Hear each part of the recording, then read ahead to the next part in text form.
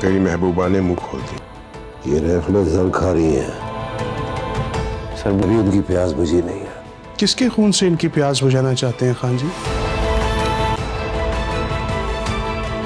अब तू भी सीधी तरह बता दे। ने आपको फोन किया और बताया कि वो शहर गया है।